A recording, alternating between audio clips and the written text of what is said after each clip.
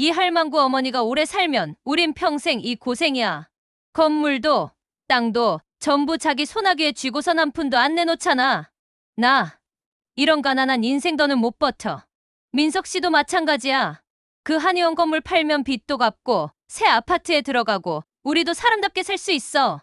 근데 어머니가 버티고 있으면 아무것도 못해. 그래서 어머니는 빨리 가셔야 해요. 이번 기회 놓치면 우린 끝이야. 민석아, 내가 널 어떻게 키웠는데 이제 와서 내 아내랑 짜고 날 죽이려고 해? 내 청춘 다 바쳐서 너 학교 보내고 집 사주고 사업 미천 대줬다. 내 피, 내 땀, 내 눈물이 담긴 재산을 내가 이렇게 배신으로 갚니? 좋아, 너희가 먼저 칼을 들었으니 나도 가만히 있지 않겠다.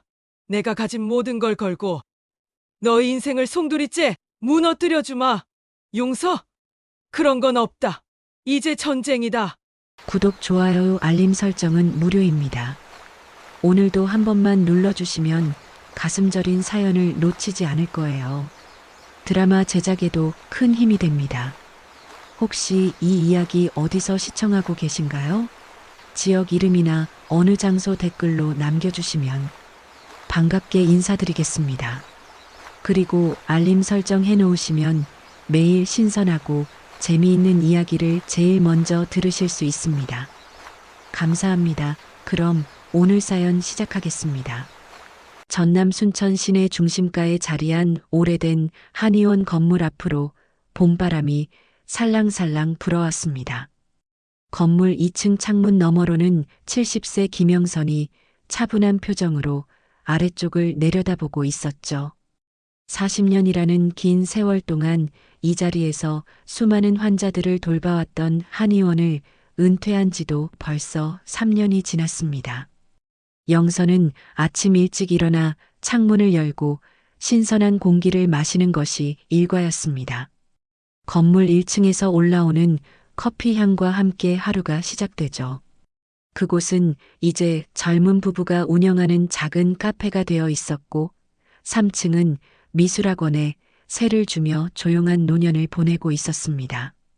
매달 들어오는 임대료만으로도 생활하는 데는 충분했고 시내 근교에 있는 투자용 토지까지 생각하면 경제적으로는 여유로운 편이었죠. 영선은 한의사로 일하던 시절을 떠올려 봤습니다. 새벽부터 밤늦게까지 환자들을 돌보던 그 시절, 바쁘긴 했지만 보람도 컸었죠. 특히 만성질환으로 고생하던 환자들이 서서히 회복되는 모습을 볼 때면 의사로서의 자부심을 느꼈었습니다.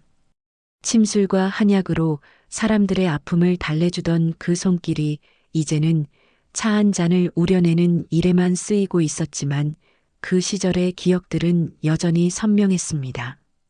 벽에 걸린 한의사 면허증과 각종 감사패들이 과거의 영광을 말해주고 있었어요. 특히 지역사회 공원 우수 의료인 상패는 영선의 가장 큰 자랑거리였습니다. 어려운 환자들을 무료로 진료해주고 독거노인들의 건강을 챙겨주던 일들이 인정받은 결과였거든요. 어머니, 안녕하세요. 오전 10시 반 정도 되었을까요? 현관문이 열리며 45세 아들 민호가 들어섰습니다. 뒤따라 42세 며느리 수진도 정중한 인사를 건넸죠. 민호는 키가 크고 말쑥한 정장 차림이었고 수진은 단정한 원피스에 명품 핸드백을 들고 있었습니다. 도시에서 작은 무역업체를 운영하고 있는 민호와 부동산 컨설턴트로 일하는 수진은 나름 성공한 커플로 통했습니다. 어머니, 오늘 컨디션은 어떠세요? 혈압약은 꼬박꼬박 드시고 계시죠? 수진이 다정한 목소리로 물어봤습니다. 영선은 며느리의 세심한 배려에 고마움을 느꼈죠. 결혼 초기에는 서로 어색했지만 이제는 제법 편해진 사이였습니다. 수진은 항상 어머니의 건강을 꼼꼼히 챙겨주었고 병원 갈 때도 스케줄을 맞춰서 함께 가주곤 했어요. 응, 괜찮아. 너희들은 어떻게 지내고 사업은 잘 되고 있니? 저희야 뭐 바쁘게 살고 있죠. 요새 부동산 경기가 좀 어려워서 수진이가 고생이 많아요. 하지만 그래도 꾸준히 하고 있어요. 민호가 아내를 바라보며 말했습니다. 수지는 겸손한 표정으로 고개를 저었어요. 영선은 젊은 부부가 열심히 살아가는 모습이 대견했습니다. 괜찮아요. 일이라는 게 원래 그런 거죠. 어머니, 이번에는 뭔가 특별한 걸 가져왔어요. 수진이 정성스럽게 포장된 홍삼 세트를 내밀었습니다. 포장지부터가 고급스러워 보였고 브랜드도 유명한 것이었죠. 영선은 늘 이렇게 비싼 선물을 가져오는 며느리가 고마우면서도 한편으로는 부담스럽기도 했습니다. 이런 비싸 보이는 거 안 사와도 되는데 돈 아껴야지. 어머니 건강이 제일 중요하잖아요. 이거 정말 좋은 거라고 하더라고요. 면역력에도 좋고 혈압에도 도움된다고 해서 특별히 골라왔어요. 6년근 홍삼이래요. 수진의 말투는 다정했지만 영선은 며느리의 눈빛에서 묘한 어색함을 느꼈습니다. 뭔가 계산적인 느낌이랄까요? 하지만 겉으로는 티를 내지 않았습니다. 가족 간에 서먹해질 일은 없었으니까요. 민호는 거실을 둘러보더니 감탄사를 내뱉었습니다. 마치 처음 보는 것처럼 구석구석을 살펴보고 있었어요. 어머니, 이 건물 정말 위치가 좋네요. 시내 중심가에 이런 건물 갖고 계신 분이 몇이나 될까요? 교통도 편리하고 주변 상권도 활성화되어 있고, 그러게. 아버지가 살아계실 때 고생해서 장만한 거야. 그때는 이 동네가 이렇게 발전할 줄 몰랐는데, 30년 전에는 여기가 그냥 한적한 동네였거든. 영선은 돌아가신 남편을 떠올리며 잠시 감회에 젖었습니다. 남편과 함께 한의원을 운영하며 하나하나 모은 재산들이었죠. 처음에는 작은 한의원 하나로 시작했는데 환자들이 늘어나면서 건물 전체를 매입할 수 있게 되었습니다. 이제는 자신 혼자 지켜나가야 할 소중한 유산이 되었어요. 아버지가 정말 성견지명이 있으셨네요. 이 정도 입지면 지금 시세가 상당할 텐데요. 수진이 관심 있는 눈빛으로 말했습니다. 부동산 전문가답게 건물의 가치를 금세 파악하는 듯 했어요. 근데 지연이는 언제 와? 요새 자주 못 봤네. 민호가 38세 여동생 지연 이야기를 꺼냈습니다. 지연은 혼자 살면서 작은 피아노 학원을 운영하고 있었죠. 결혼을 하지 않은 채 독립적인 삶을 살아가는 딸이었습니다. 영선에게는 지연이 가장 마음이 닿는 자식이었어요. 자주 찾아와서 이런저런 이야기도 나누고 병원에 갈 때도 함께 해주곤 했거든요. 지연이는 어제도 왔었는데 너희들보다 훨씬 자주 와. 학원 일 끝나면 거의 매일 들러. 엊그저께는 내가 감기 기운이 있다니까 약국에서 약까지 사다 줬어. 영선의 말에 수진이 살짝 표정을 굳혔습니다. 민호는 어색하게 웃으며 화제를 돌렸죠. 그럼 그렇지. 지연이가 효녀지. 어머니, 요새 건물 관리는 어떠세요? 임대료 받으시는 거 힘들지 않으시고요? 1층 카페랑 3층 미술학원 사장님들은 어떠세요? 뭐가 힘들어? 관리사무소에서 다 알아서 해주는데. 임차인들도 착해서 별 문제 없이 잘 지내고 있어. 카페 사장님은 신혼부부인데 정말 열심히 해. 미술학원 원장님도 벌써 5년째인데 아이들 가르치는 걸 보면 참 정성스러워. 영선은 담담하게 답했지만 민호와 수진의 시선이 건물 곳곳을 훑어보는 것을 놓치지 않았습니다. 마치 건물의 가치를 평가하는 듯한 눈빛이었어요. 수진은 특히 창밖으로 보이는 주변 상권을 유심히 살펴보고 있었습니다. 어머니, 혹시 근교에 있는 땅은 어떻게 되고 있어요? 요새 그쪽 개발 얘기가 많이 나오던데요. 수진이 조심스럽게 물어봤습니다. 영선은 며느리가 부동산 일을 하다 보니 이런 것에 관심이 많은 것이겠거니 생각했어요. 아, 그 땅? 아직 그냥 놔두고 있어. 개발되면 좋겠지만 언제 될지 모르잖아. 일단은 농사 짓는 분에게 임대해주고 있어. 그쪽 지역이 곧 도시개발구역으로 지정될 가능성이 높아요. 그러면 땅값이 엄청나게 오를 텐데요. 제가 봐도 정말 좋은 투자셨어요. 민호가 관심을 보이며 끼어들었습니다. 영선은 아들과 며느리가 자신의 재산에 관심을 갖는 것이 그리 이상한 일은 아니라고 생각했습니다. 언젠가는 물려줄 재산이니까요. 점심시간이 되자 영선은 간단한 식사를 준비했습니다. 민호와 수지는 어머니가 직접 하시면 안 되죠라며 만류했지만 영선은 가족들과 함께하는 식사를 준비하는 것이 즐거웠습니다. 된장찌개와 나물 반찬들로 소박하지만 정성 가득한 상을 차렸죠. 특히 영선이 직접 담근 김치는 아들이 어릴 때부터 좋아하던 맛이었어요. 어머니 손맛은 정말 따라올 수가 없어요. 이 김치 맛이 정말 일품이에요. 수진이 진심 어린 표정으로 말했습니다. 이럴 때만큼은 며느리의 진심을 느낄 수 있어서 영선도 기뻤어요. 식사를 마친 후 민호와 수진은 거실에서 차를 마시며 이런저런 이야기를 나눴습니다. 주로 요즘 경기 이야기, 동네 소식 등이었죠.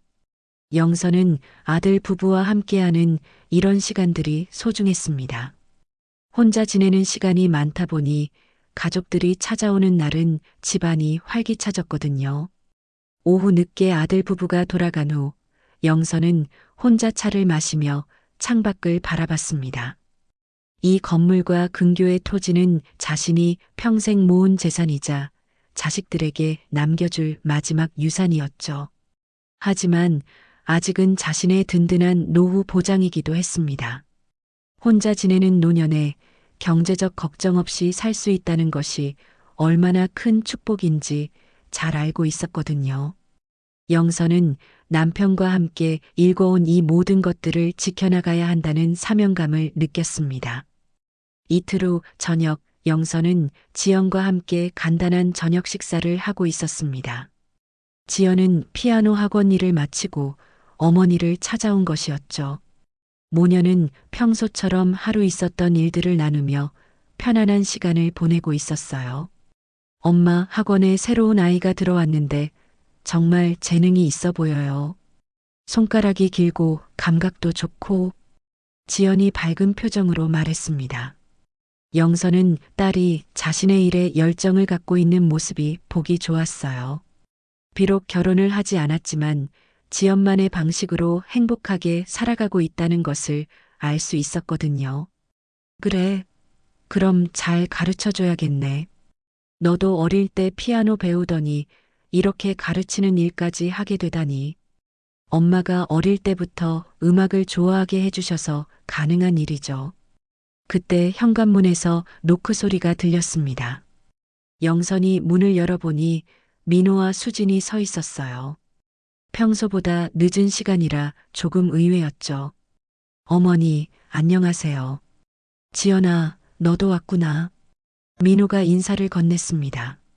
수진도 정중하게 고개를 숙였지만 평소와는 다른 묘한 긴장감이 감돌았어요. 늦은 시간에 무슨 일이야? 영선이 궁금해하며 물었습니다. 지연은 오빠와 언니를 바라보며 살짝 경계하는 눈빛을 보였어요. 사실 어머니께 특별한 선물을 하나 가져왔어요. 수진이 고급스러운 쇼핑백에서 와인 한 병을 꺼냈습니다. 프랑스산 고급 와인으로 보이는 병이었고 라벨도 화려했죠. 와인을 왜? 영선이 의아해했습니다. 평소에 술을 거의 마시지 않는다는 것을 아들 부부도 알고 있었거든요. 어머니, 이거 정말 좋은 와인이에요. 건강에도 도움된다고 하고 특히 혈액순환에 좋다고 해서 가져왔어요. 하루에 조금씩만 드시면 몸에 좋을 거예요. 민호가 설명했습니다. 수진도 고개를 끄덕이며 동조했어요. 맞아요, 어머니. 적당량의 와인은 심장에도 좋다고 하잖아요. 이거 정말 비싼 건데 어머니 건강 생각해서 특별히 준비했어요. 수진이 와인잔 3개를 꺼내며 말했습니다. 미리 준비해 온 것 같았어요. 영선은 며느리의 배려에 감동했지만 한편으로는 조금 어색했습니다. 그래도 나는 술을 잘 못 마시는데. 괜찮아요, 어머니. 조금만 드셔보세요. 정말 맛있어요. 수진이 와인을 따르기 시작했습니다. 붉은 와인이 잔에 부어지는 모습이 아름다웠어요. 민호도 기대하는 표정으로 어머니를 바라봤습니다. 어머니, 이 와인 드셔보세요. 최고급이에요. 민호가 와인잔을 어머니께 건넸습니다. 영선이 잔을 받으려는 순간 갑자기 지연이 벌떡 일어나더니 어머니의 손에서 와인잔을 빼앗았습니다. 엄마, 절대 입에 대지 마세요. 지연의 목소리가 날카로웠습니다. 그 순간에 정적이 흘렀고 모든 사람의 시선이 지연에게 집중되었어요. 지연아, 갑자기 왜 그래? 영선이 놀라며 물었습니다. 민호와 수진도 당황한 표정이었죠. 지연은 잠시 망설이더니 그대로 와인을 며느리 얼굴에 확 끼얹어 버렸습니다. 붉은 와인이 수진의 하얀 블라우스에 쏟아지며 얼룩을 만들었어요. 지연아, 너 지금 뭐 하는 거야? 민호가 소리쳤습니다. 수진은 얼굴과 옷에 묻은 와인을 닦으며 충격에 빠진 표정이었어요. 언니, 죄송해요. 하지만 이 와인, 그냥 와인이 아니에요. 지연의 목소리는 떨리고 있었지만 단호했습니다. 영선은 딸의 갑작스러운 행동에 당황했어요. 지연아, 도대체 무슨 소리야? 설명 좀 해봐. 엄마, 이 와인에는 뭔가 다른 게 들어있을 거예요. 그냥 직감이 아니라 확신해요. 지연이 어머니를 바라보며 간절한 눈빛으로 말했습니다. 야, 지연아, 너 지금 완전히 미쳤구나. 우리가 어머니한테 해로운 걸 드리겠어? 민호가 화를 내며 소리쳤습니다. 수진도 억울한 표정으로 눈물을 글썽였어요. 어머니, 저희가 정말 정성스럽게 준비한 건데 지연 씨가 왜 이러는지 모르겠어요. 수진의 목소리가 떨렸습니다. 겉보기에는 정말 억울해 보였어요. 지연아, 너무했다. 언니한테 사과해. 영선이 딸을 나무랐습니다. 하지만 지연은 물러서지 않았어요. 엄마, 저한테 시간을 좀 주세요. 분명히 설명드릴게요. 하지만 지금은 이 와인만큼은 절대 드시면 안 돼요. 지연이 어머니의 손을 꼭 잡으며 말했습니다.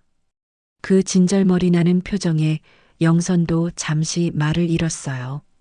민호와 수지는 서로 눈빛을 주고받았습니다. 뭔가 계획이 틀어진 듯한 당황스러운 표정이었죠. 어머니, 지연이가 요즘 스트레스를 많이 받나 봐요. 혼자 사는 게 쉽지 않을 텐데. 수진이 조심스럽게 말했습니다. 마치 지연의 행동을 정신적인 문제로 돌리려는 듯 했어요. 맞아요, 어머니. 지연이가 최근에 좀 이상해졌어요. 혼자 살다 보니까 피해망상 같은 게 생긴 것 같아요. 민호도 거들었습니다. 영선은 아들과 며느리의 말에 혼란스러웠어요. 지연의 행동도 이해할 수 없었고 아들 부부의 반응도 어딘가 어색했거든요. 엄마, 저 지금 정신 멀쩡해요. 오빠도 언니도 제발 이해해 주세요. 지금은 설명할 수 없지만 지연이 눈물을 글썽이며 말했습니다. 영선은 딸의 진심 어린 표정을 보며 마음이 복잡해졌어요. 그 순간 수진이 화장실로 향했습니다. 와인을 닦아내려는 듯 했죠. 민호는 어머니와 지연을 번갈아 보며 난처한 표정을 지었어요. 어머니, 오늘은 이만 가볼게요. 지연이가 진정할 때까지 기다려봐야겠어요. 민호가 체념한 듯 말했습니다. 수진도 화장실에서 나와 젖은 옷을 정리하며 아쉬운 표정을 지었어요. 어머니, 정말 죄송해요. 다음에 다시 뵙겠어요. 아들 부부가 떠난 후 거실에는 어색한 침묵이 흘렀습니다. 영선은 딸을 바라보며 답답함을 느꼈어요. 지연아, 도대체 무슨 일이야? 왜 갑자기 저런 행동을 한 거야? 엄마, 지금은 말씀드리기 어려워요. 하지만 분명한 건 오빠와 언니를 조심하셔야 한다는 거예요.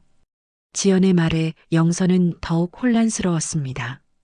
가족 간에 무슨 일이 벌어지고 있는 건지 알 수가 없었어요. 그날 밤 영선은 잠을 이루지 못했습니다. 딸의 갑작스러운 행동과 아들 부부의 어색한 반응이 계속 머릿속을 맴돌았거든요. 뭔가 평온했던 일상에 균열이 생기기 시작했다는 불안감이 들었습니다. 그날 밤 지연은 어머니가 잠든 후에도 거실에 남아 있었습니다. 마음이 너무 복잡해서 집에 갈 수가 없었어요. 와인을 며느리 얼굴에 끼얹은 자신의 행동이 충동적이었다는 것도 알고 있었지만 그 순간 다른 선택의 여지가 없었습니다. 지연은 며칠 전 우연히 들었던 이야기를 떠올렸습니다. 피아노 학원 근처 카페에서 지인들과 차를 마시다가 들은 충격적인 소문이었죠.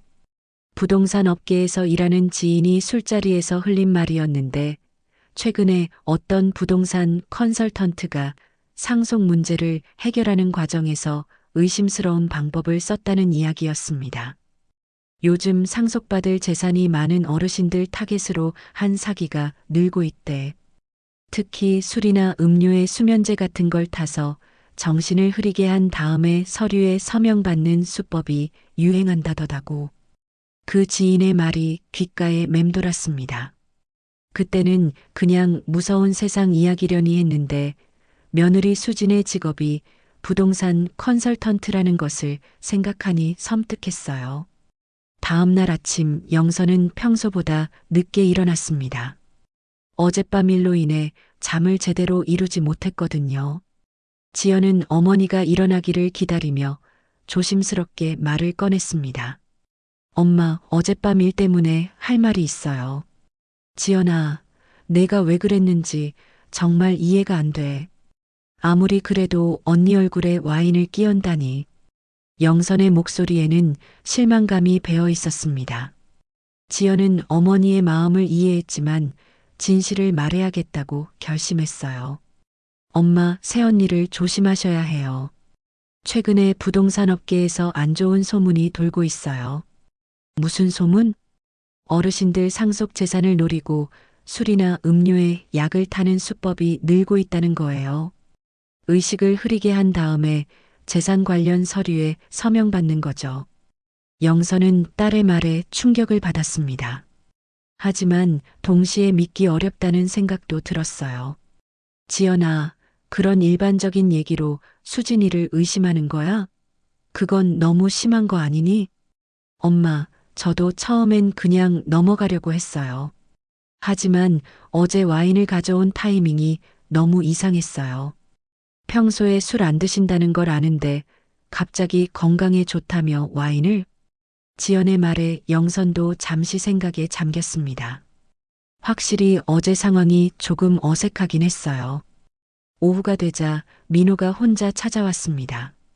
평소와 달리 표정이 굳어 있었죠. 어머니, 어제 일로 수진이가 많이 상처받았어요. 그리고 지연이 행동도 이해할 수 없고요. 민호의 목소리에는 분노가 섞여 있었습니다.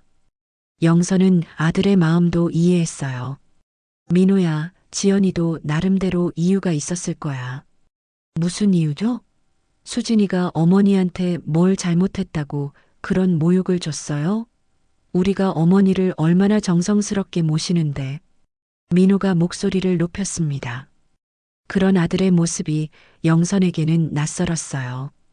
평소에는 온화한 성격이었거든요. 그리고 어머니, 지연이가 괜히 어머니 재산 욕심에 헛소리하는 거예요. 우리가 언제 어머니 재산에 관심 보였나요? 민호의 말에 영선은 당황했습니다. 재산 이야기는 지연이 직접적으로 꺼낸 적이 없었는데 민호가 먼저 언급한 것이 이상했어요. 민호야, 무슨 재산 욕심이야? 지연이가 그런 말 한 적 없는데? 어머니는 모르시겠지만 지연이가 평소에 오빠는 결혼해서 좋겠다. 자기만 혼자라며 불만이 많았어요. 분명히 어머니 재산도 자기가 더 많이 받아야 한다고 생각하고 있을 거예요. 민호의 말이 점점 격해지고 있었습니다. 영선은 이런 아들의 모습을 처음 보는 것 같았어요. 바로 그때 지연이 피아노 학원에서 돌아왔습니다. 현관문을 열고 들어서는 지연을 보자 민호의 표정이 더욱 굳어졌어요. 지연아, 어제 내가 한 행동에 대해서 사과해야 하는 거 아니야? 오빠, 제가 왜 사과해야 해요? 오히려 오빠와 언니가 엄마한테 하려던 일을 막은 거라고요. 지연이 맞서며 말했습니다. 남매 사이의 기류가 급격히 냉랭해졌어요. 너 지금 우리가 어머니한테 해로운 일을 하려 했다는 거야? 그게 아니라면 왜 갑자기 와인을 가져온 거죠? 평소에 술 안 드신다는 걸 알면서 건강에 좋다고 해서 가져온 거야. 너처럼 삐딱하게 생각하는 게 이상한 거지. 남매의 말다툼이 격해지자 영선이 중재에 나섰습니다. 그만해, 둘 다. 이게 뭐 하는 짓이야. 하지만 민호는 멈추지 않았어요. 어머니, 지연이가 요즘 이상해요.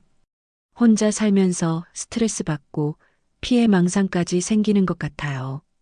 전문의한테 상담받아 보는 게 좋을 것 같아요. 오빠, 저를 정신병자 취급하는 거예요? 지연이 소리쳤습니다. 영선은 이런 상황이 너무 당황스러웠어요. 민호야, 그런 식으로 말하면 안 되지.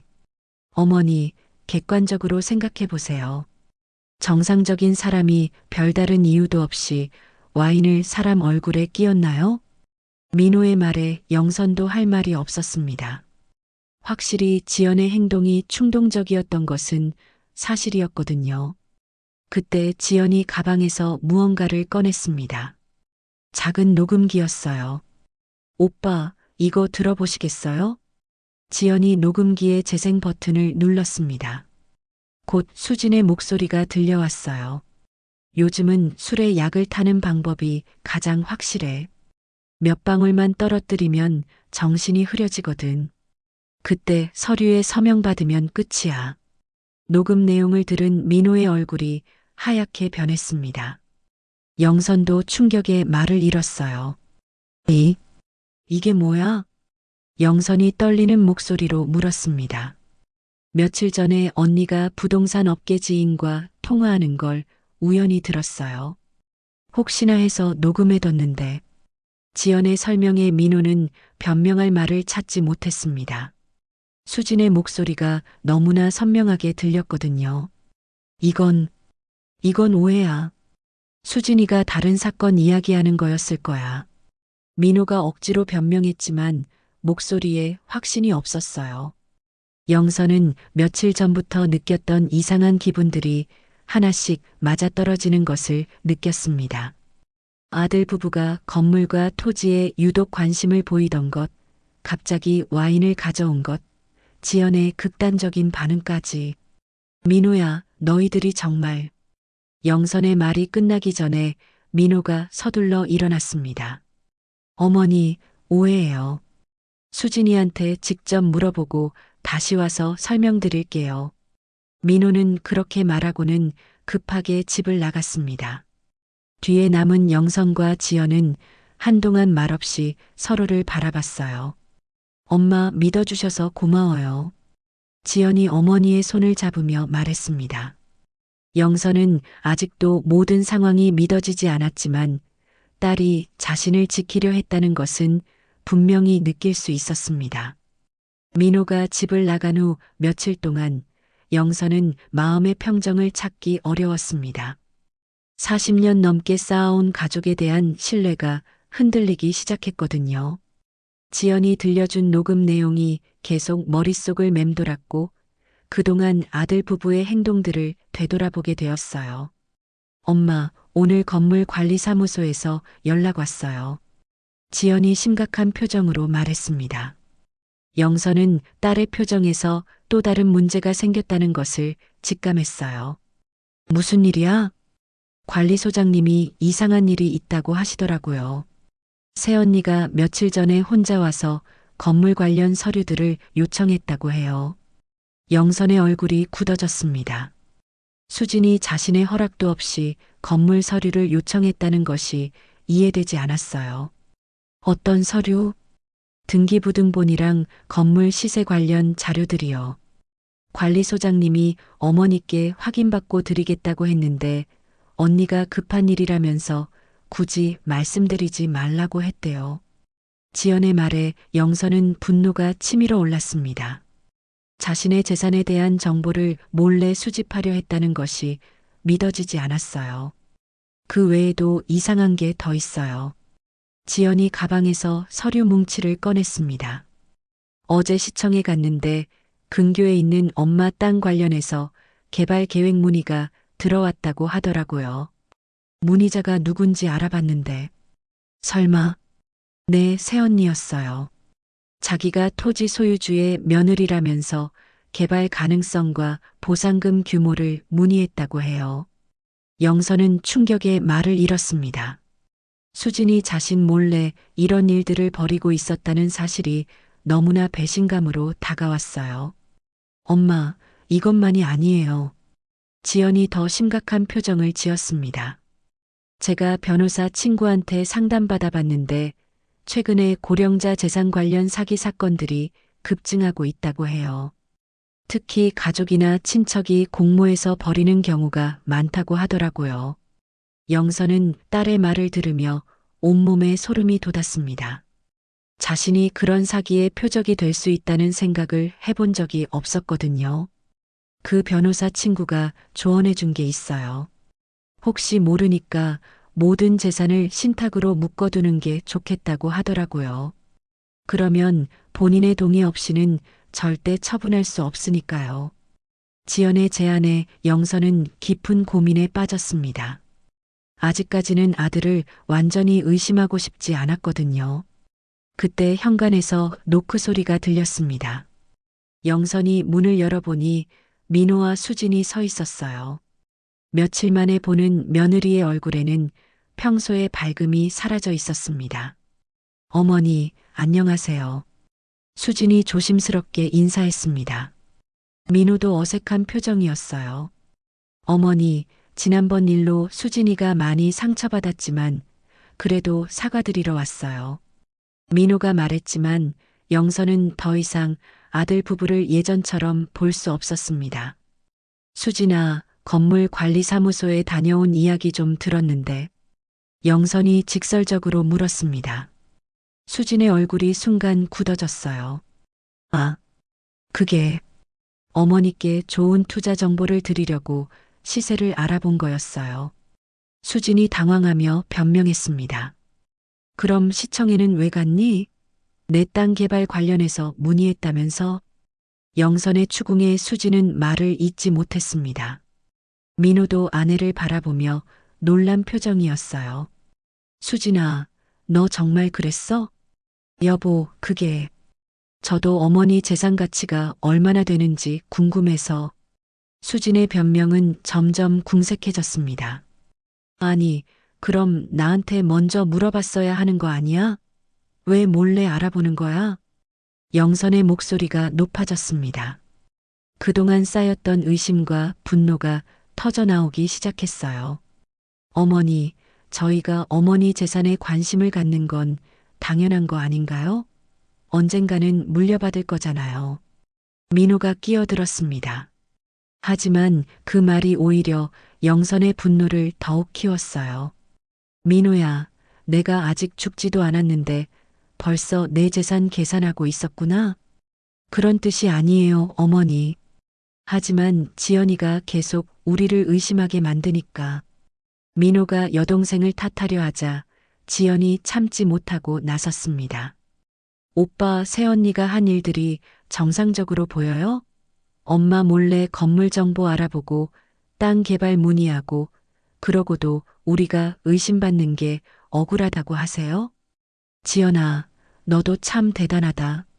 새언니를 완전히 범죄자로 만들어버리네. 민호의 말에 수진이 눈물을 글썽였습니다. 어머니, 저는 정말 어머니를 위한 마음이었어요. 재산 관리에 도움이 되고 싶어서 그런 거였는데 이렇게 오해받을 줄 몰랐어요. 수진의 눈물에 영선도 잠시 마음이 흔들렸습니다. 하지만 지연이 또 다른 사실을 폭로했어요. 언니, 그럼 왜 은행에서 엄마 명의로 대출 상담받으려고 했어요? 이 말에 현장의 공기가 얼어붙었습니다. 영선은 믿을 수 없다는 표정으로 며느리를 바라봤어요.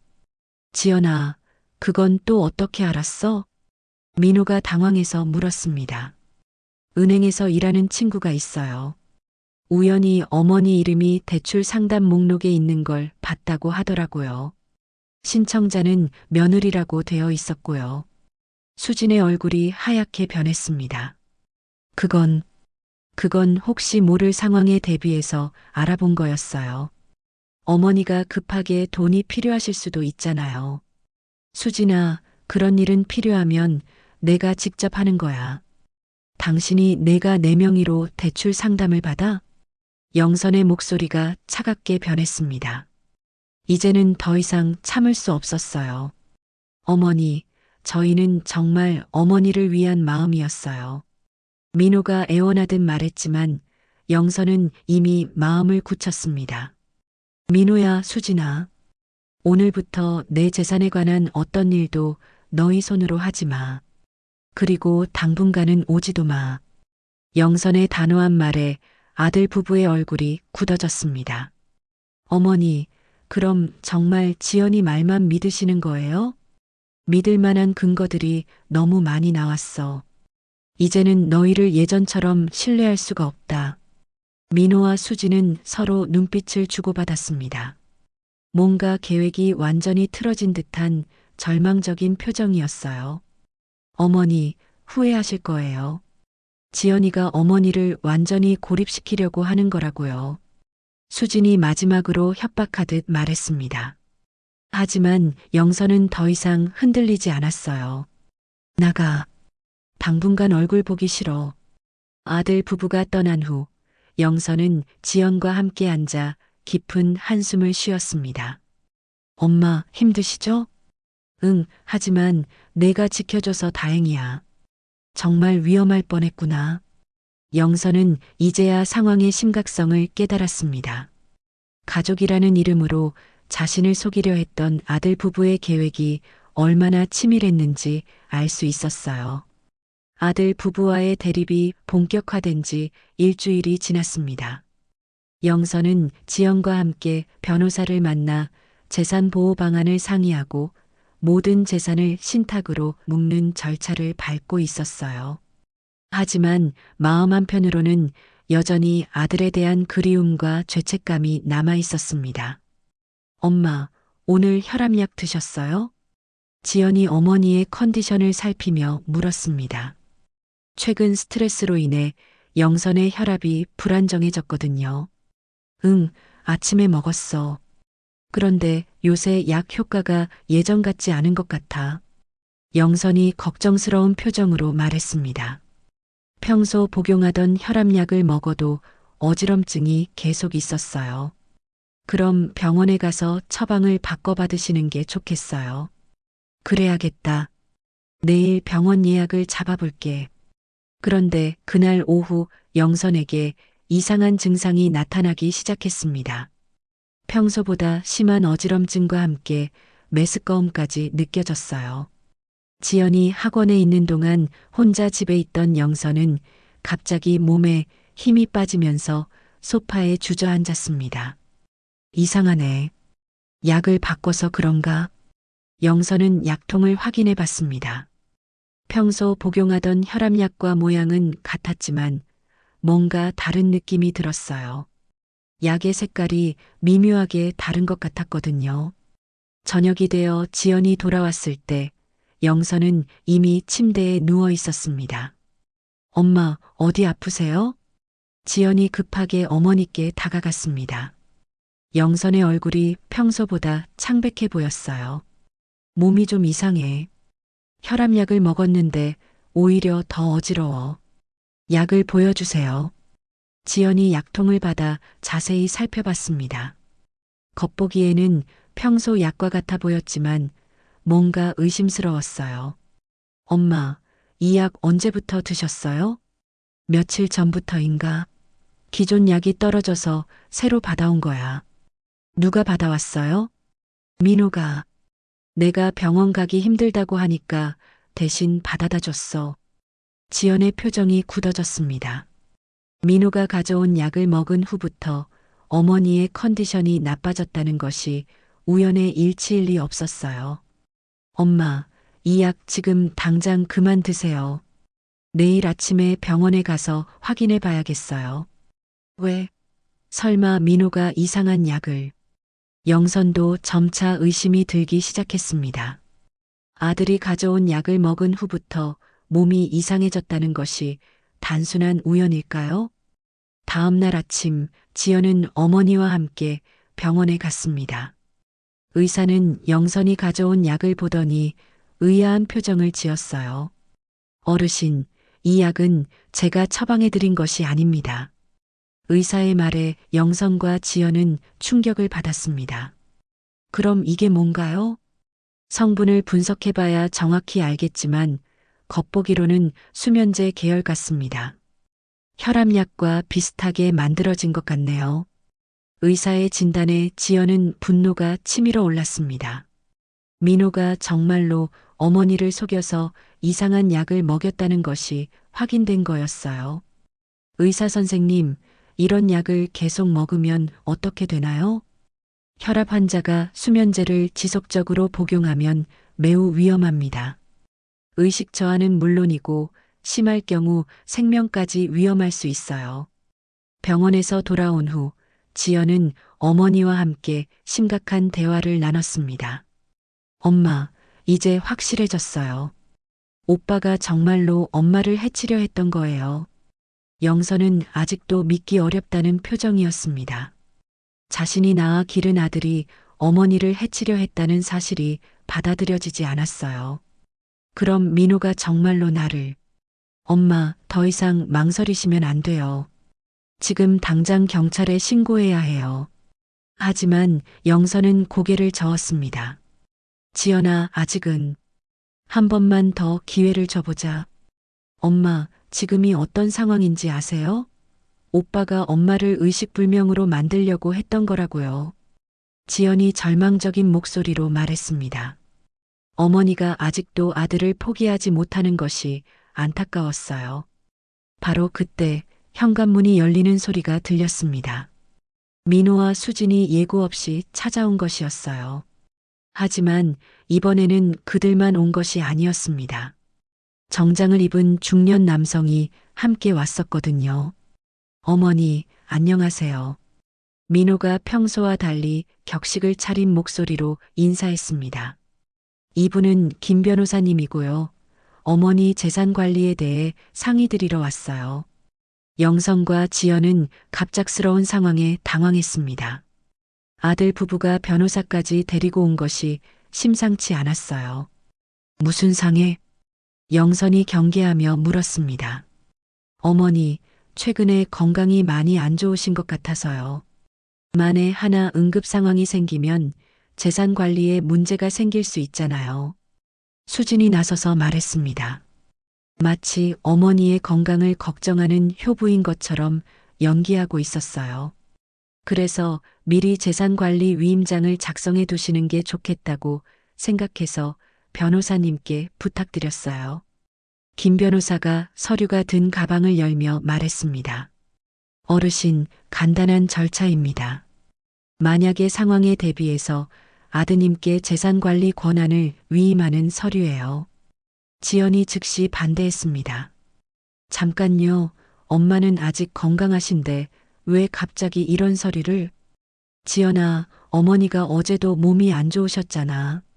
미리 준비해 두는 게 좋을 것 같아서. 민호가 마치 걱정되는 아들인 듯 말했습니다. 하지만 지연은 이 모든 것이 계획적이라는 것을 알 수 있었어요.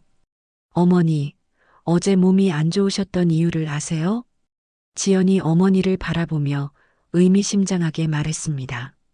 지연아, 지금 무슨... 민호가 막으려 했지만 지연은 멈추지 않았어요. 오빠가 가져다 준 혈압약 때문이에요. 그 약이 혈압약이 아니라 수면제였거든요. 이 말에 현장의 분위기가 급변했습니다. 김 변호사도 놀란 표정이었어요. 뭐라고요? 영선이 떨리는 목소리로 물었습니다. 아직도 믿고 싶지 않았지만 어제의 증상들이 모두 설명되었어요. 병원에서 확인했어요. 오빠가 가져온 약은 처방전도 위조된 거였고 성분도 완전히 다른 거였어요. 지연의 폭로에 민호와 수진의 얼굴이 하얗게 변했습니다. 그건 오해야. 약국에서 잘못 준 거일 수도. 민호가 변명했지만 목소리에 확신이 없었어요. 김 변호사가 불편한 기색을 보이며 일어났습니다. 죄송합니다만 이런 상황에서는 제가 관여할 수 없을 것 같습니다. 변호사가 황급히 자리를 떠나자 남은 사람들 사이에는 긴장감만이 흘렀습니다. 민호야, 정말 내가? 영선이 아들을 바라보며 간절한 눈빛으로 물었습니다. 마지막까지 아들이 부인해주기를 바라는 마음이었어요. 하지만 민호는 더 이상 변명하지 않았습니다. 대신 차가운 표정으로 어머니를 바라봤어요. 어머니, 어차피 언젠가는 우리가 물려받을 재산이잖아요. 조금 일찍 관리하게 되는 것뿐이에요. 민호의 말에 영선은 마지막 희망마저 꺾이는 것을 느꼈습니다. 자신이 사랑했던 아들이 이렇게 냉정한 사람이었다는 것이 너무나 충격적이었어요. 민호의 차가운 고백을 들은 영선은 마치 온 세상이 무너지는 듯한 충격을 받았습니다. 40년 넘게 사랑으로 키운 아들이 자신을 이용하려 했다는 사실이 현실로 다가왔어요. 하지만 영선은 한의사로 평생을 살아온 사람답게 곧 정신을 차렸습니다. 민호야, 내가 정말 그런 마음이었구나. 영선의 목소리는 차분했지만 그 안에는 깊은 실망과 분노가 담겨 있었어요. 어머니, 저희도 어쩔 수 없었어요. 사업이 어려워서. 수진이 애원하듯 말했지만 영선은 더 이상 듣고 싶지 않았습니다. 그래서 어머니를 의식불명으로 만들려고 했다는 거야? 지연이 분노에 찬 목소리로 말했습니다. 오빠의 본심을 확인한 지금 더 이상 참을 수 없었어요. 지연아, 우리도 어머니를 해치려던 건 아니야. 그냥 잠시 정신을 흐리게 해서 서류의 서명만 받으려던 거였어. 민호의 변명에 영선은 소름이 돋았습니다. 아들이 이렇게 치밀하게 계획을 세웠다는 것이 믿어지지 않았어요. 잠시라고? 의사가 계속 먹으면 생명이 위험하다고 했는데? 지연이 소리쳤습니다.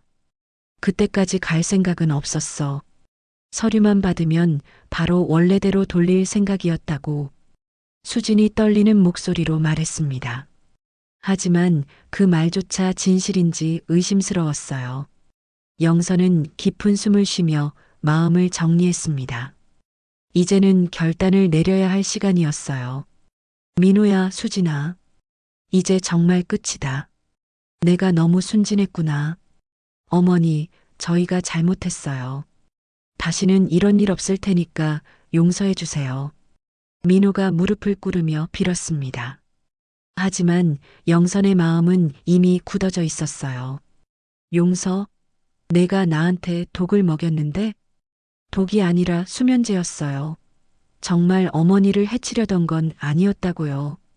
수진이 목소리를 높였습니다. 하지만 그 변명이 오히려 상황을 더 악화시켰어요. 수면제든 독이든 결과는 마찬가지야. 내 의식을 잃게 만들려고 했잖아. 영선이 차갑게 말했습니다. 그 순간 현관에서 벨이 울렸어요. 지연이 문을 열어보니 경찰관 2명이 서 있었습니다. 어제 지연이 몰래 신고한 것이었어요. 신고 접수된 건으로 왔습니다. 노인 학대 및 사기 혐의로 조사가 필요합니다. 경찰관의 말에 민호와 수진의 얼굴이 하얗게 변했습니다. 경찰까지 불렀어? 지연아, 너 정말. 민호가 여동생을 원망하는 눈빛으로 바라봤지만 지연은 전혀 흔들리지 않았어요. 당연하죠. 엄마를 해치려 한 사람들을 그냥 둘 수는 없어요. 경찰관들은 영선에게서 상황을 들은 후 증거품으로 위조된 처방전과 가짜 혈압약을 압수했습니다. 그리고 민호와 수진을 경찰서로 동행할 것을 요청했어요. 어머니, 정말 이렇게까지 하실 거예요? 저희는 가족인데. 수진이 마지막으로 애원했습니다. 가족이라고? 가족이 서로에게 독을 먹이나? 영선의 차가운 대답에 수진은 더 이상 할 말이 없었어요. 어머니, 후회하실 거예요. 지연이가 어머니를 혼자 남겨두고 어떻게 할지 두고 보세요. 민호가 마지막 악담을 퍼부으며 경찰과 함께 나갔습니다. 아들 부부가 경찰에 끌려간 후 집안은 정막에 휩싸였습니다. 영선은 소파에 털썩 주저앉으며 깊은 한숨을 쉬었어요. 엄마, 괜찮으세요? 지연이 어머니 옆에 앉으며 걱정스럽게 물었습니다. 아니야, 괜찮지 않아. 내가 키운 아들이 나를 이렇게 배신할 줄은 몰랐어. 영선의 목소리에는 깊은 상처가 배어 있었습니다. 엄마, 저 때문에 힘드시죠? 제가 너무 나섰나요? 지연도 죄책감을 느끼고 있었어요. 비록 어머니를 지키기 위한 일이었지만 가족이 해체되는 결과를 가져왔거든요. 아니야, 지연아. 내가 아니었으면 나는 정말 위험했을 거야. 고마워. 영선이 딸의 손을 꼭 잡으며 말했습니다. 며칠 후 영선은 변호사와 함께 모든 재산을 법적으로 보호하는 작업을 마쳤습니다. 건물과 토지 모두 신탁으로 묶어서 본인의 동의 없이는 절대 처분할 수 없게 만들었어요. 또한 지연을 공동 수익자로 지정해서 만약의 상황에 대비했습니다. 이제 안심이 되시겠네요. 변호사가 미소를 지으며 말했습니다. 네, 이제야 마음이 놓여요. 영선도 한결 가벼운 표정이었어요. 하지만 며칠 후 예상치 못한 일이 벌어졌습니다. 민호와 수진이 보석으로 풀려난 것이었어요. 증거가 명확하지 않다는 이유였습니다. 엄마, 오빠가 풀려났대요. 지연이 걱정스러운 표정으로 말했습니다. 뭐라고? 영선도 놀랐습니다. 분명히 증거가 충분하다고 생각했는데요. 변호사님이 그러는데 처방전 위조는 입증하기 어렵고 약물도 직접적인 해를 끼치지 않았다는 이유로 기소가 어렵다고 하더라고요. 지연의 설명에 영선은 분노가 치밀어 올랐습니다. 그럼 우리가 당한 것은 어떻게 되는 거야? 민사소송은 가능하지만 형사처벌은 힘들다고 해요. 그날 저녁 정말로 민호가 혼자 찾아왔습니다. 며칠 만에 본 아들의 모습은 많이 초라해져 있었어요. 어머니, 잠깐만 이야기할 수 있을까요? 민호가 조심스럽게 말했습니다. 할 말이 뭐가 있어? 영선이 차갑게 대답했습니다. 어머니, 제가 정말 잘못했어요. 하지만 이제라도 용서해 주시면 다시 시작할 수 있을 것 같아요. 민호의 말에 영선은 씁쓸한 웃음을 지었습니다. 다시 시작? 너는 나를 죽이려고 했잖아. 그런 게 아니었다고 했잖아요. 정말 어머니가 아프시면 어떻게 해요?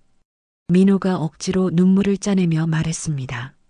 하지만 그 연기 같은 모습이 영선에게는 더욱 역겨웠어요. 민호야, 이제 그만해. 내 본심은 이미 다 봤어. 어머니, 정말 마지막이에요. 제발 한 번만 더 기회를. 그때 지연이 들어왔습니다. 오빠, 아직도 엄마를 속이려고 해요? 지연아, 넌 빠져. 이건 어머니와 내 문제야. 민호가 짜증을 내며 말했습니다. 엄마를 해치려 한 사람이 무슨 말을 하겠다고? 지연이 맞서자 민호의 가면이 다시 벗겨지기 시작했습니다. 야, 지연아. 너 때문에 내 인생이 망가진 거 알아? 민호의 본 모습이 드러나자 영선은 마지막 미련마저 버릴 수 있었습니다. 민호야, 이제 정말 끝이다. 다시는 내 앞에 나타나지 마. 영선의 단호한 말에 민호는 분노를 감추지 못했습니다. 후회하실 거예요, 어머니. 지연이만 믿고 살아보세요. 민호가 독한 말을 남기고 떠났습니다.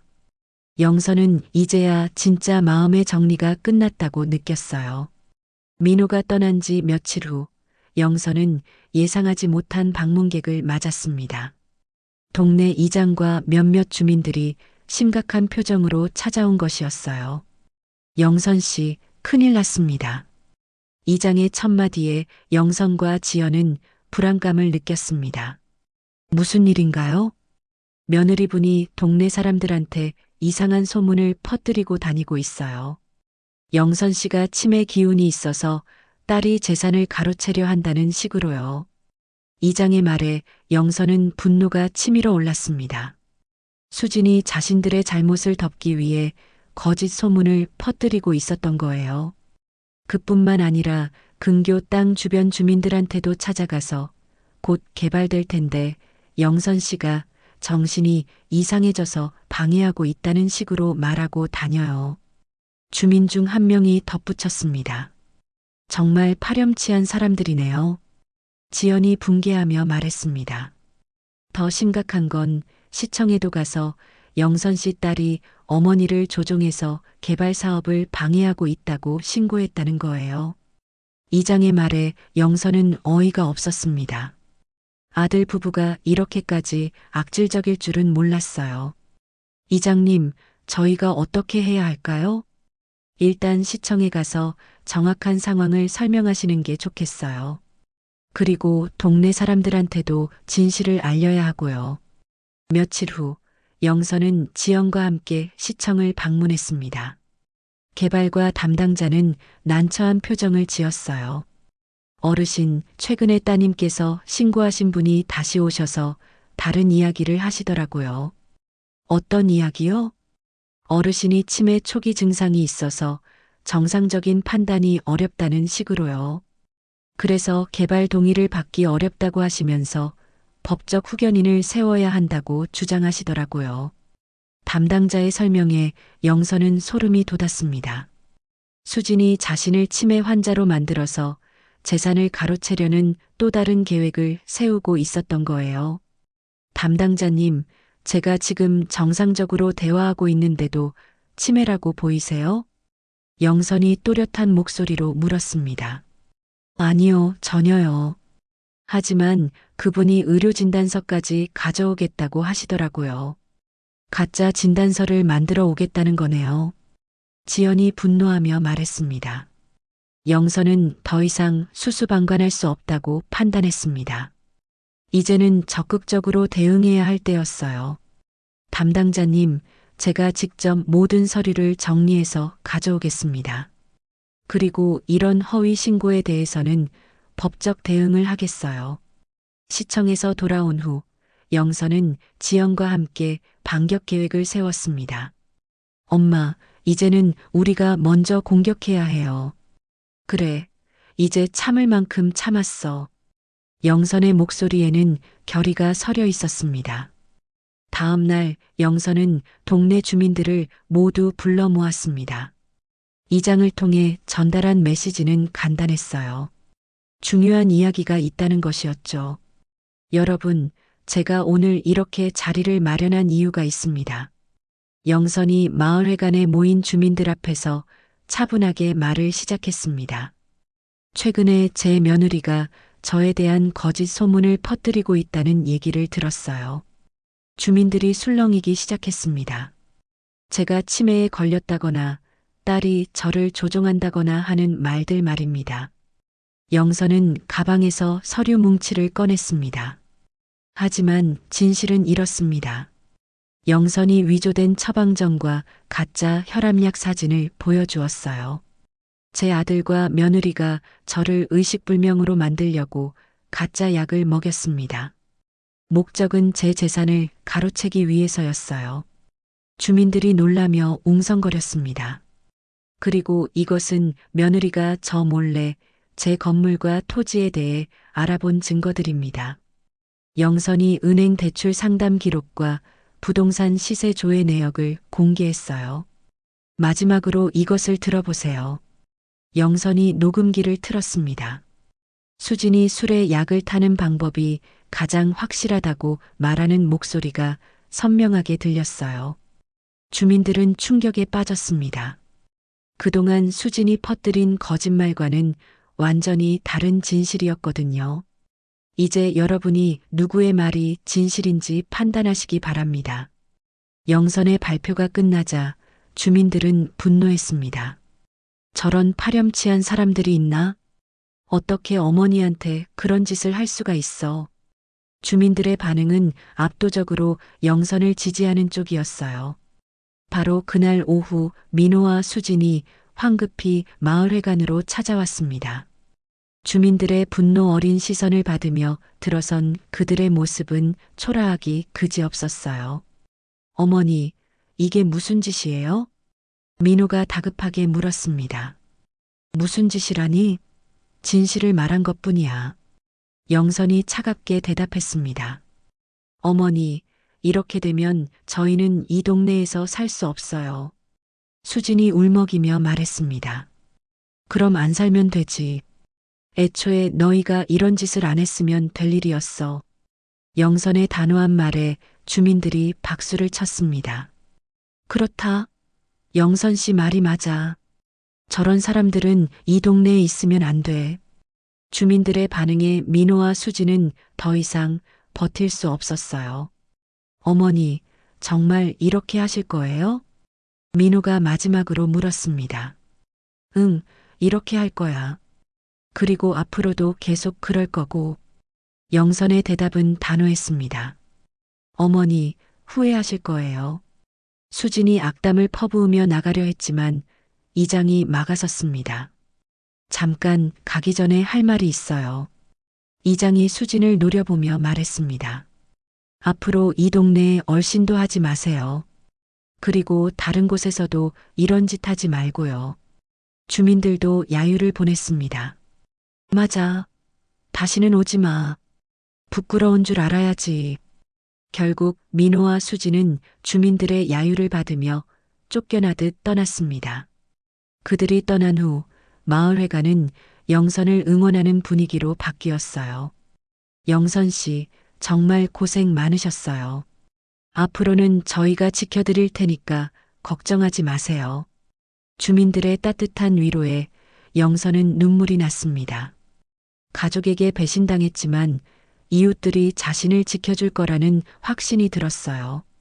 고맙습니다, 여러분. 이제야 마음이 놓여요. 영선이 진심으로 감사 인사를 했습니다.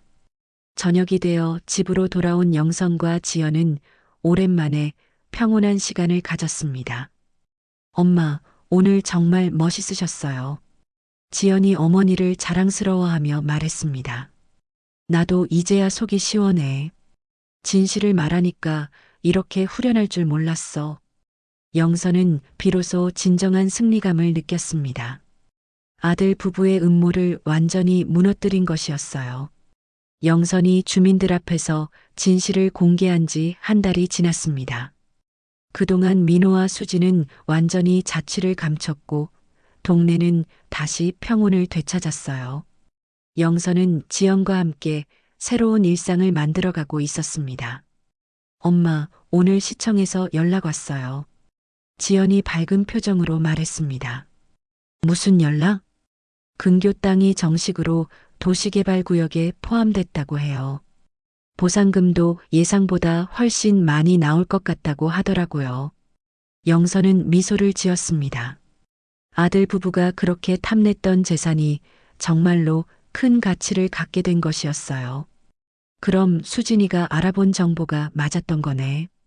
네, 하지만 이제는 오빠들이 손댈 수 없죠. 지연이 만족스러워하며 말했습니다. 모든 재산이 신탁으로 묶여 있어서 안전했거든요. 엄마, 이 돈으로 뭘 하실 거예요? 일단 일부는 지역 복지관에 기부하려고 해. 그리고 나머지는 너와 함께 의미 있는 일에 써보자. 영선의 말에 지연은 감동했습니다. 어머니가 여전히 다른 사람들을 생각하고 있다는 것이 대견했어요. 그런데 며칠 후 예상치 못한 일이 벌어졌습니다. 민호가 혼자서 다시 나타난 것이었어요.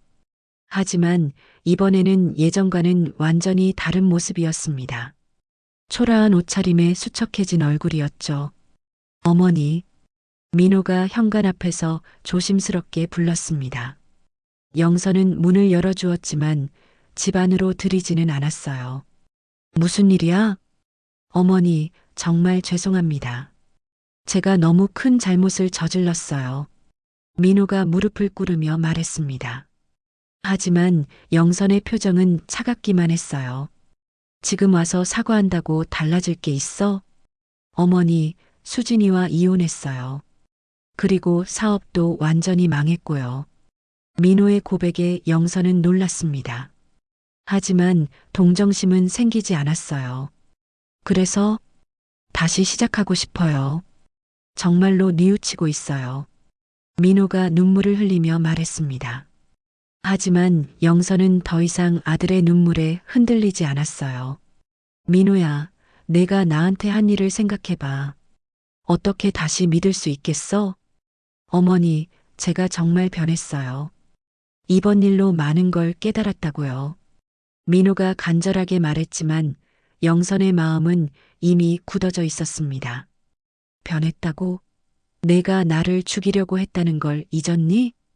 그런 게 아니었다고 했잖아요. 민호가 순간 감정이 격해졌습니다. 하지만 곧 자신의 실수를 깨달았어요. 봐, 아직도 내 본성은 그대로구나. 영선이 차갑게 말했습니다. 그때 지연이 집으로 돌아왔습니다. 오빠가 와 있는 것을 보고 경계하는 표정을 지었어요. 오빠 또 뭘 하러 왔어요? 지연아, 나 정말 뉘우치고 있어. 어머니께 용서받고 싶어. 용서? 엄마를 해치려 한 사람이 무슨 용서를 바라요? 지연이 단호하게 말했습니다. 지연아, 우리는 형제잖아. 혈육이라고. 혈육이라고요? 혈육이 서로에게 독을 먹이나요? 지연의 말에 민호는 할 말을 잃었습니다. 영선이 마지막으로 입을 열었습니다. 민호야, 이제 정말 끝이야. 다시는 우리 앞에 나타나지 마. 어머니, 가라고 했어. 이제 넌 내 아들이 아니야. 영선의 차가운 선언에 민호는 절망적인 표정을 지었습니다. 어머니, 정말 이렇게 하실 거예요? 나중에 후회하시는 거 아니에요? 후회? 내가 후회할 일은 너를 너무 오래 믿었다는 것뿐이야. 민호는 더 이상 할 말이 없었습니다. 결국 그는 고개를 숙이고 떠났어요. 민호가 떠난 후 영선과 지연은 오랫동안 말없이 앉아 있었습니다. 엄마, 괜찮으세요? 지연이 조심스럽게 물었습니다. 응, 괜찮아. 이제 정말 마음이 정리된 것 같아. 영선의 목소리에는 더 이상 흔들림이 없었습니다. 몇 주 후 영선은 약속한 대로 보상금의 일부를 지역 복지관에 기부했습니다. 복지관에서는 감사 행사를 열어주었고 많은 지역 주민들이 참석했어요. 김영선 선생님의 기부로 우리 복지관이 더욱 많은 어르신들을 도울 수 있게 되었습니다. 복지관장의 인사말에 참석자들이 박수를 쳤습니다. 영선 씨, 정말 대단하세요. 이장이 진심 어린 말을 건넸습니다. 제가 받은 사랑을 다시 나누는 것뿐이에요.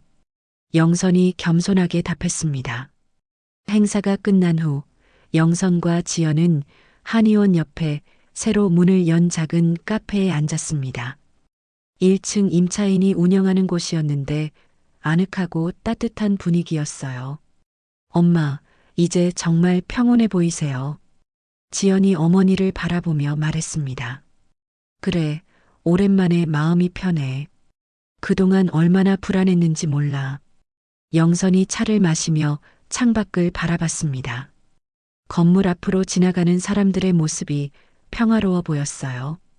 엄마, 제가 결혼 안 한 것 때문에 걱정 많이 하셨죠? 지연이 갑자기 진지한 표정으로 물었습니다. 처음에는 그랬지. 하지만 이번 일을 겪고 보니까 진짜 가족은 혈연이 아니라 마음이구나 싶어. 영선의 말에 지연이 고개를 끄덕였습니다. 내가 나를 지켜준 것처럼 앞으로도 서로 지켜주면서 살자. 물론이죠, 엄마. 모녀는 서로를 바라보며 미소를 지었습니다. 그런데 엄마 앞으로 혹시 다른 남자가 접근하면 어떻게 하실 거예요? 지연이 장난스럽게 물었습니다.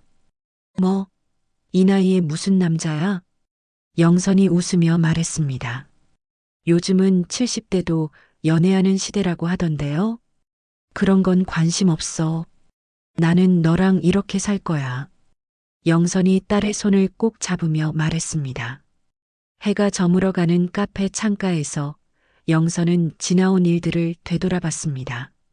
아들에게 배신당한 아픔도 있었지만 딸의 사랑을 확인할 수 있었던 소중한 시간이기도 했어요. 지연아, 네 엄마. 재산이 아니라 믿음이 가장 큰 유산이란 걸 이제야 알겠구나. 영선의 말에 지연이 어머니의 손을 더욱 꼭 잡았습니다. 엄마가 제게 주신 가장 큰 유산은 올바른 마음가짐이에요. 두 사람은 서로를 바라보며 따뜻한 미소를 나눴습니다. 창밖으로는 순천의 아름다운 노을이 물들어가고 있었어요. 영선은 이제야 진정한 평온을 찾았다고 느꼈습니다. 혈연보다 소중한 것은 진심이라는 것을, 재산보다 값진 것은 신뢰라는 것을 깨달았거든요. 앞으로도 지연과 함께 서로를 지켜주며 의미 있는 삶을 살아갈 것이라는 확신이 들었습니다. 석양이 지는 카페에서 나누는 모녀의 대화는 따뜻하고 평화로웠습니다. 오랜 시련을 겪은 후에야 찾은 진정한 행복이었어요. 끝까지 시청해 주셔서 감사합니다. 지금까지 이 이야기 어디서 시청하고 계셨나요? 지역 이름이나 어느 장소 댓글로 달아주시면 감사한 마음으로 꼭 반갑게 답글로 인사드리겠습니다. 구독, 좋아요, 알림 설정도 부탁드립니다.